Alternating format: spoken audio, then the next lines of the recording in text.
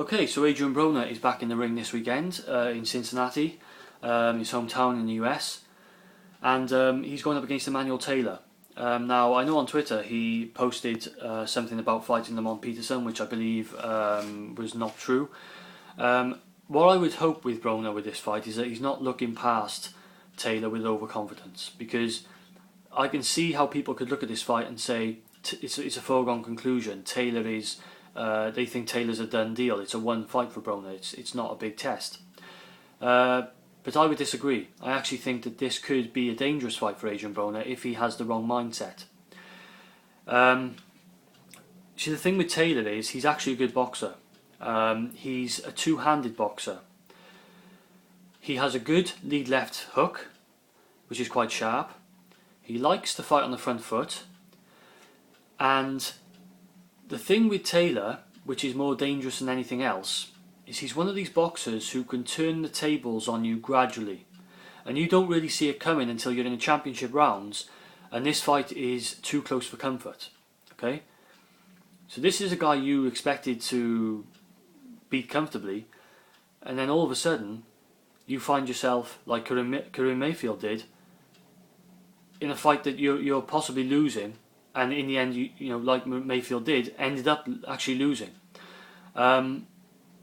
If you watch that fight, you can see how Taylor pushes you from the front foot, pushes you back towards the ropes. Okay, Karim Mayfield was quite often on the back foot. Now I know that's his style. You know, he kind of works in spurts, Mayfield, so he kind of is standoffish.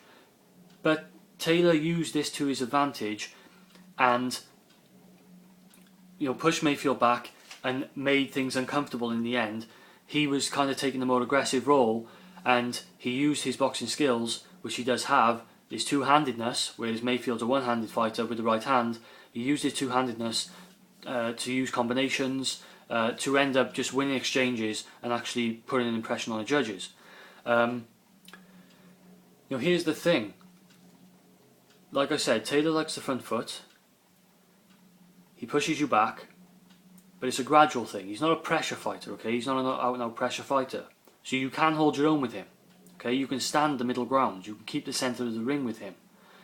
It's, you have to be mindful of it and choose to do it, though.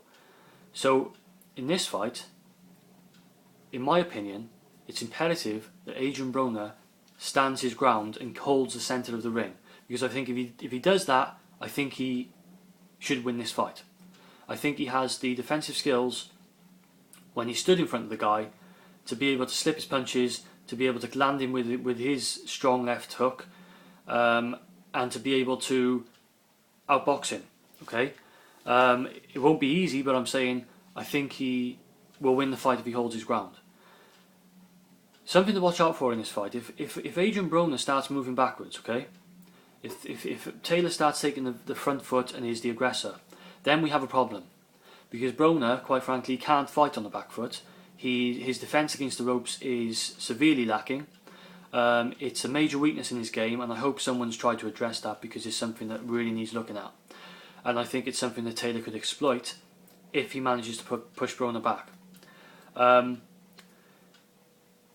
The thing that Broner needs to look at in this fight and understand is that Taylor is not that good on his feet. Okay, he stands right in front of you. He's not the type of guy, his movement's not that good. He'd be standing there, he's quite lumbering on his feet, he's quite plodding, he's not that quick. His punches are a different story. I think he's pretty sharp, particularly with that left hook. But his footwork leaves a lot to be desired, in my opinion. And therefore, he's there to be hit. He's there to outwork. If you use angles and come in on him with angles, you should have the fight won, okay? Because that's when I think Taylor really struggles. If he's got a mobile guy who can come on, throwing combinations at angles, I think then he struggles, because his movement's not great and he's not able to slip out the way. He wants a guy who's not going to be moving around too much, who he can just stand in front of and just gradually apply the pressure on. Okay? So, what do I think on the outcome of this fight? I think it's competitive. If Taylor's on his game, and if Broner is not looking absolutely fantastic, and he looks like the Broner we've seen in recent times, then I think it's a pretty competitive fight, actually. But I think Broner takes it, and I'm going to pick Broner by decision. because I think he should hold the centre of the ring.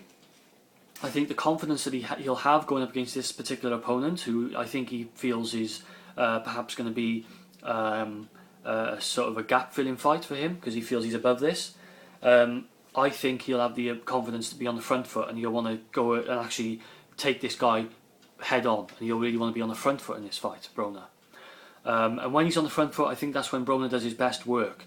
He could even he could stop Taylor, because he's gifted going forward. I think he has a good attack. The problem with Broner in recent times, he's been pushed back too much, and he's been looking on the back foot, possibly trying to kind of copy Floyd Mayweather too much, and he's ended up coming a cropper because of it. So I think I'm expecting Broner to fight a front-footed fight. Could stop Taylor, but I'm going to go for decision, because I think Taylor's pretty durable, and I think that he's actually got enough to hold his own. And I even think that if he starts, in the wrong way, Broner, and he gets pushed back, perhaps he'll have the sense of mind to think, right, I need to start getting this on the front foot. I need to take this to this guy. I don't want him to start embarrassing me, pushing me back. So guys, I'm going to leave it there. I'm picking Broner by unanimous decision, but I do feel it might even. I say unanimous decision. I'm picking him by decision. It could even be closer than that. It could be a majority, depending on how the fight goes, as I've explained. But all in all, I'm expecting the fight to be a bit more competitive than many people may feel. So let me know what you guys think. Enjoy the fight, guys. This is Boxbed. I'm out.